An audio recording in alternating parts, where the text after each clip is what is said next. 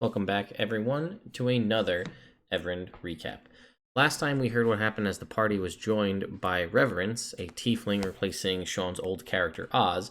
Now we find the party continuing through their journey on the mirror magical universe where everything is a musical, and they are beset by all sorts of strange creatures. Weird aberrations with many eyes and tentacles and creatures that just don't seem natural, at least to the universe that they're a part of. Before things get too far, though, they're eventually beset by a stranger with even stranger hair.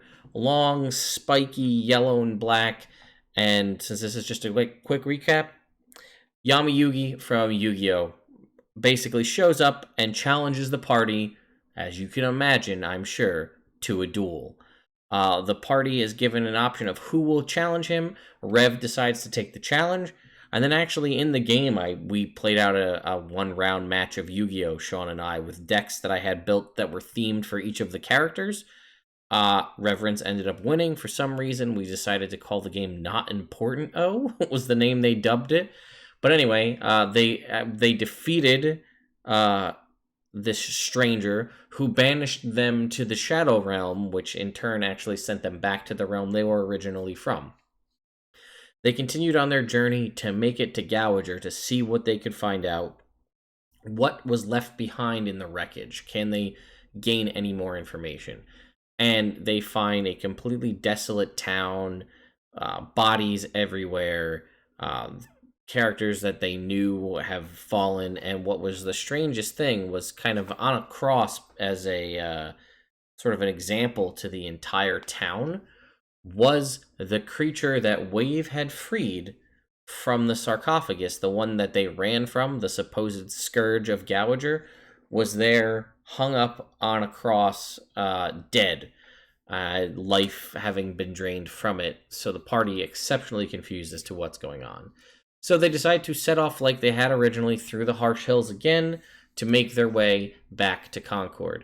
Some of them have been here, some of them haven't, and they ended up fighting a really cool rust-based dragon on their way through. They make it to Concoryd, where they are, at least half of them are heralded as local heroes.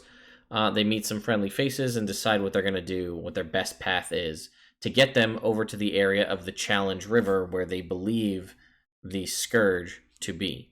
After discussing with a local retired adventurer and buying some trinkets from Hank, of course, they set out.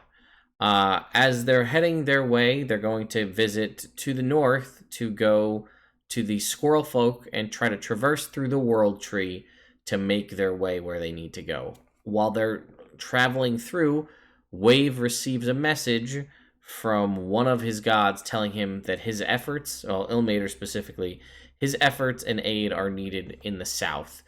He decides to head through, the party joins him, and they find themselves in a strange surrounding where Wave is beset by a strange snake that infects him with a poisonous disease, and it intensifies each time he takes a long rest. How will they revive him? Is there any civilization nearby? Who knows? We'll find out on the next recap.